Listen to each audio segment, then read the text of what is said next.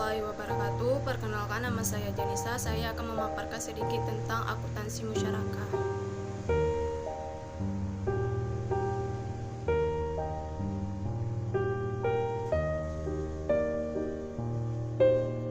Pernyataan Standar Akuntansi Keuangan Nomor 106. Musyarakah adalah akad kerjasama antara dua pihak atau lebih untuk suatu usaha tertentu, di mana masing-masing pihak memberikan kontribusi dana dengan ketentuan bahwa keuntungan dibagi berdasarkan kesepakatan, sedangkan risiko berdasarkan porsi kontribusi dana. Musyarakah permanen adalah musyarakah dengan ketentuan bagian dana setiap mitra ditentukan sesuai akad dan jumlahnya tetap hingga akhir masa akad.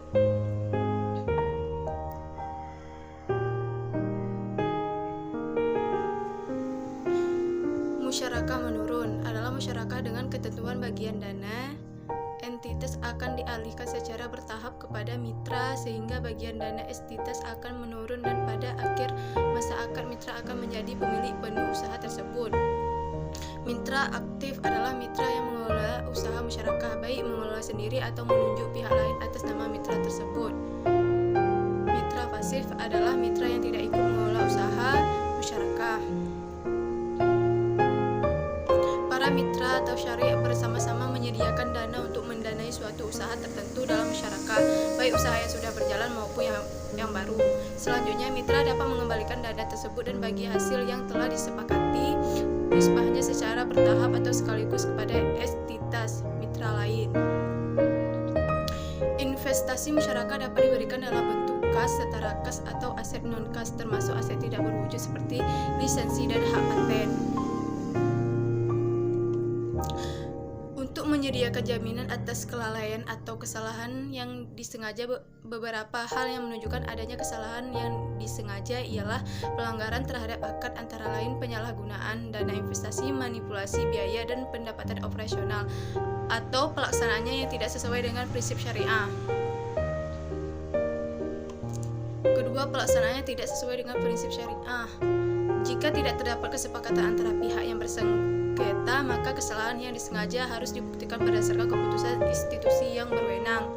Pendapatan usaha masyarakat dibagi di antara para mitra secara proporsional sesuai dengan dana yang disetorkan, baik berupa kas maupun aset non-kas lainnya, atau sesuai nisbah yang disepakati oleh para mitra, sedangkan rugi dibebankan secara proporsional sesuai dengan dana yang disetorkan, baik berupa kas maupun aset non-kas lainnya. Selanjutnya, dari mitra lainnya dalam akad musyarakah, maka mitra tersebut dapat memperoleh keuntungan lebih besar untuk dirinya. Bentuk keuntungan lebih tersebut dapat berupa pemberian porsi keuntungan yang lebih besar dari porsi dananya atau bentuk tambahan keuntungan lainnya. Porsi jumlah bagi hasil untuk para mitra ditentukan berdasarkan nisbah yang disepakati dari pendapatan usaha yang diperoleh selama periode akad, bukan dari jumlah investasi yang disalurkan. Pengelola masyarakat mengadministrasikan transaksi usaha yang terkait dengan investasi masyarakat yang dikelola dalam pembukuan tersendiri.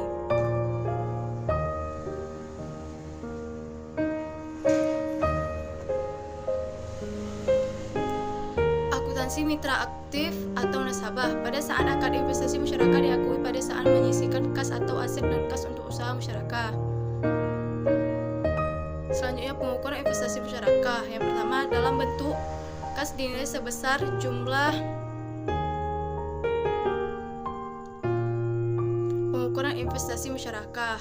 Dalam bentuk kas dinilai sebesar jumlah yang disisihkan. Yang kedua, dalam bentuk aset non-kas dinilai sebesar nilai wajar, dan jika terdapat selisih antara nilai wajar dan nilai buku aset non-kas, maka selisih tersebut diakui sebagai selisih penilaian aset masyarakat dalam ekuitas.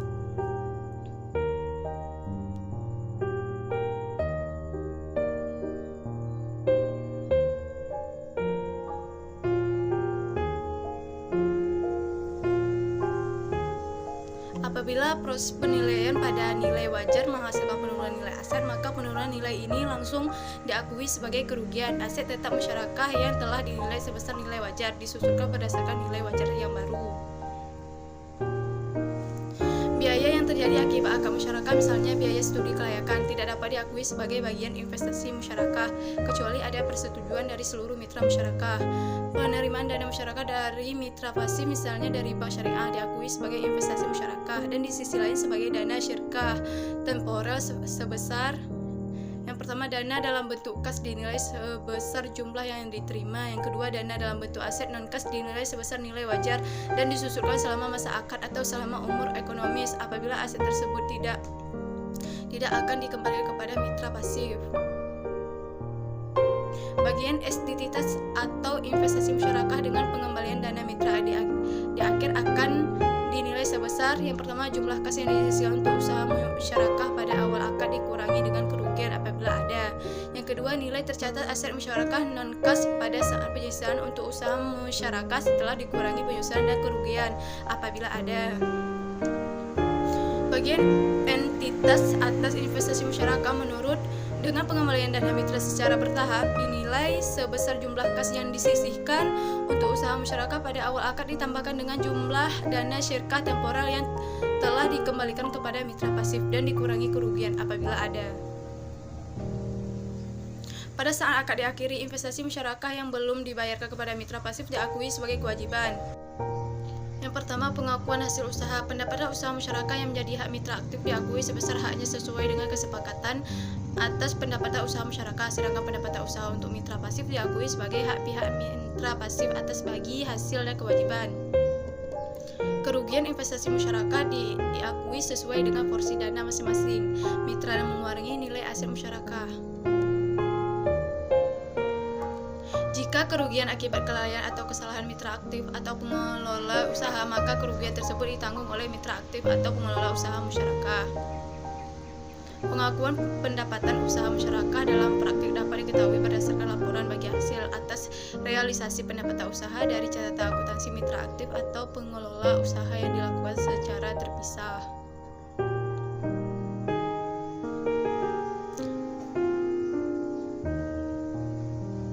Pada saat akad, investasi musyarakah diakui pada saat pembayaran kas atau penyerahan aset non-kas kepada mitra aktif musyarakah.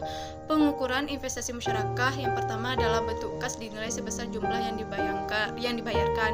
Yang kedua, dalam bentuk aset non-kas dinilai sebesar nilai wajar, dan jika terdapat selisih antara nilai wajar dan nilai tercatat aset non-kas, maka selisih tersebut diakui sebagai keuntungan dan diamortisasi selama masa akad. Kerugian pada saat terjadinya: beban penyusutan atas aset yang diserankan dikurangi dengan amortisasi keuntungan tangguhan. Biaya yang terjadi akibat akad musyarakah, misalnya biaya studi kelayakan, tidak dapat diakui sebagai bagian investasi musyarakah kecuali ada persetujuan dari seluruh mitra musyarakah selama akad. Bagian entitas atas investasi musyarakah dengan pengembalian dana mitra di akhir akad dinilai sebesar: yang pertama, jumlah kas yang dibayarkan untuk usaha musyarakah pada awal akad dikurangi dengan kerugian apabila ada. Nilai tercatat aset musyarakah dan kas pada saat penyerahan usaha musyarakah setelah 24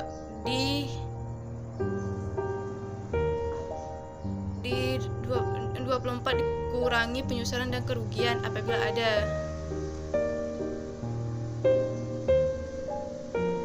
Dinilai sebesar jumlah kas yang dibayarkan untuk usaha musyarakah pada awal akad dikurangi jumlah pengembalian dari mitra aktif dan kerugian apabila ada.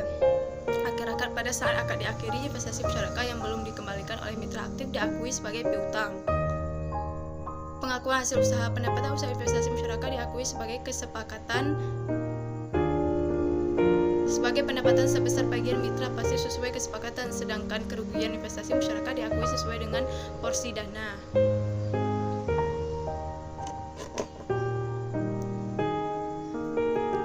Aspek akuntansi. Yang pertama, pembiayaan musyarakah diakui ketika bank menyerahkan uang atau aktiva non-kas lainnya. Pengukurannya: pembiayaan dalam bentuk kas diakui sebesar jumlah yang dibayarkan. Pembiayaan dalam bentuk aktiva non-kas diakui sebesar nilai wajar. Jika ada selisih dengan nilai buku diakui sebagai keuntungan kerugian. Biaya akad tidak dapat diakui sebagai bagian dari pembiayaan kecuali telah ada dalam kesepakatan. Sekian hasil pemaparan saya, lebih dan kurang saya mohon maaf. Assalamualaikum warahmatullahi wabarakatuh.